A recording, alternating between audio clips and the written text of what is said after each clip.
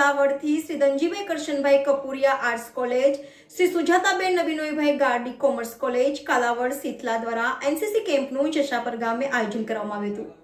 કાર્યક્રમમાં પીઆઈ સાહેબ શ્રી વીએસ પટેલ તથા સ્ટાફ તથા જશાપર ગામના સરપંચ શ્રી વિનોદભાઈ કાછડિયા તથા રાજેશભાઈ ફળદુ તથા પરેશભાઈ વસોયા, માધવભામ સંદીશભાઈ મારકણા, રમણીકભાઈ ફળદુ, અશોકભાઈ સાવલિયા ઉપસ્થિત રહી દીપ પ્રાગટ્ય કરી કાર્યક્રમની શુભ શરૂઆત કરી હતી।